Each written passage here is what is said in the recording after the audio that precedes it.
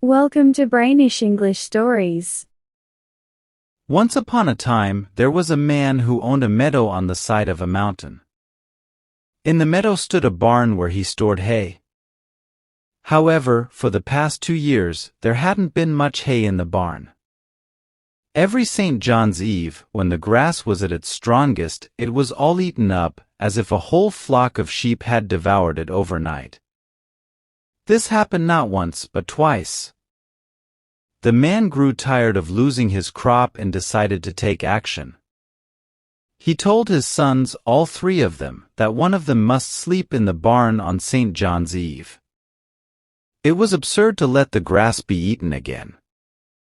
The one who went to watch had to keep a sharp eye out, he said. The eldest son volunteered to go to the meadow. He was confident he could watch the grass so well that no one, not even the devil himself, would take any of it. As evening came, he went to the barn and lay down to sleep. But as night approached, there was a rumbling and an earthquake. The walls and roof shook so much that the boy got scared and ran away, leaving the barn empty that year, just like the previous 2. The following St. John's Eve, the man insisted that one of his sons must go to the outlying field and watch the grass. The next oldest son agreed to do it. He went to the barn and lay down to sleep, just like his brother had done.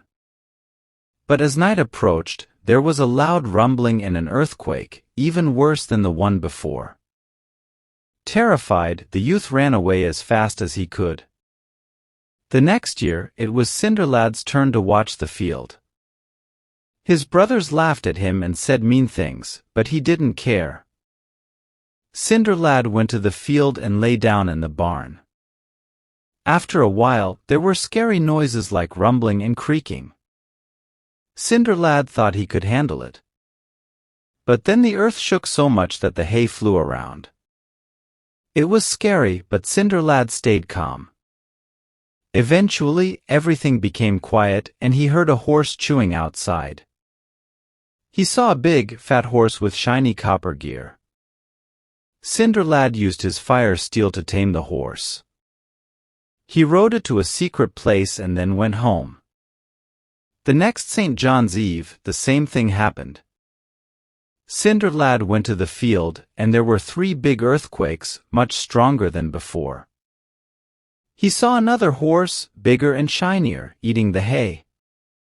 He tamed it too with his fire steel and rode it to join the first horse. Then he went home again. "I bet you're going to say you watched well again," said the brothers. "Yeah, I did," said Cinderlad. So they went to check the field, and the grass was just fine. But his brothers were still mean to him. When the 3rd St. John's night came, the brothers were too scared to go, but Cinderlad went. Everything happened like before. There were 3 big earthquakes, and he saw another horse eating hay. He tamed it with his fire steel and rode it home. His brothers made fun of him again, but Cinderlad didn't care. He told them to go check the field, and the grass was fine again. In Cinderlad's country, the king had a daughter. He said only someone who could ride up a glass hill and take 3 golden apples could marry her and get half the kingdom. Many princes and knights tried, but none could do it. On the day set by the king, many knights and princes tried to ride up the glass hill to win the princess. Cinderlad's brothers didn't want him to go because he was dirty, but he said he would go alone. When Cinderlad's brothers reached the glass hill, all the princes and knights were trying to ride up it, but none could. The hill was smooth like glass and very steep. They rode and slipped, but none made progress. The horses got tired, and the riders had to give up. Just when the king was about to postpone the challenge, a knight appeared. He rode a magnificent copper horse and wore shining copper armor. Despite others' warnings, he rode up a third of the way effortlessly before turning back. The princess, impressed, threw a golden apple after him, but he disappeared quickly. That night all the princes and knights gathered, hoping the knight would show the golden apple. None could. Cinderlad's brothers came home and told their story, praising the knight's prowess. Cinderlad, sitting by the chimney, wished he had seen the knight. His brothers mocked him for thinking he could be among such lords. The following day Cinderlad pleaded with his brothers to let him join them, but they dismissed him, calling him too dirty and ugly. "Fine, I'll go by myself," Cinderlad declared. So, his brothers went to the glass hill, and all the princes and knights attempted to ride up it once more. This time, they made sure their horses' shoes were roughened, but it didn't make any difference. They struggled and slipped just like the day before, and not one of them managed to ascend even a yard up the hill. When their horses grew exhausted and couldn't continue, they had to stop altogether. Just as the king was considering announcing that the riding would take place one last time the next day for a final chance, he remembered to wait a little longer to see if the knight in copper armor would appear again. However, there was no sign of him. Yet, just as they continued scanning the horizon, a knight arrived riding a horse far grander than the one ridden by the knight in copper armor. This knight wore silver armor and a silver saddle and bridle, all shining brightly from a distance. Despite the other knights warning him to give up, the knight paid no attention and rode straight to the glass hill. He went even farther up than the knight in copper armor had gone, reaching 2/3 of the way before turning back. The princess admired this knight even more than the previous one and silently wished he would make it to the top. When she saw him turning back, she threw the second apple after him, and it rolled into his shoe. As soon as he descended the glass hill, he rode off so swiftly that no one could track him. Later that evening everyone gathered before the king and princess, hoping to see the knight with the golden apple. One knight after another entered, but none had the golden apple to show. When Cinderlad's brothers returned home, they recounted the day's events. They spoke of the knight in silver armor with admiration, while Cinderlad expressed his desire to have seen him. However, his brothers scoffed at him, mocking him for being dirty. On the third day, everything happened just like before. Cinderlad wanted to go watch the riding with his brothers, but they wouldn't let him. When they reached the glass hill, no one could ride even a little way up it.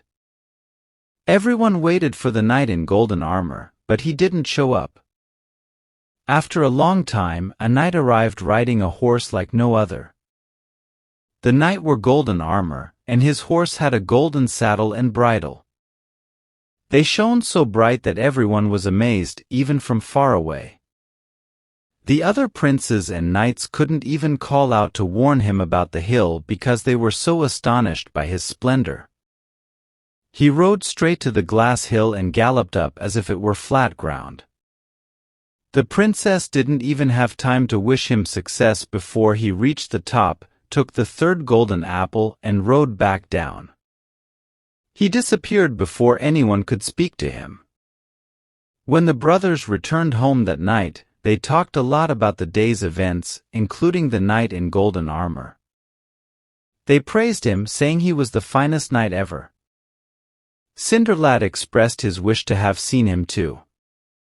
However, his brothers mocked him, comparing his dirty appearance to the coal heaps he was always among. The next day, all the knights and princes were supposed to appear before the king and princess to show the golden apple. They each took their turn, but none of them had it. "But somebody must have it," said the king, "for with our own eyes we all saw a man ride up and take it." So he commanded that everyone in the kingdom should come to the palace to see if they could show the apple. One after another, they all came, but no one had the golden apple. After a long time, Cinderlad's two brothers arrived. They were the last ones. The king asked them if there was anyone else left in the kingdom to come. "Oh yes, we have a brother," said the two, but he never got the golden apple. He never left the cinder heap on any of the 3 days. "It doesn't matter," said the king. "Since everyone else has come to the palace, let him come too." So Cinderlad was brought to the king's palace.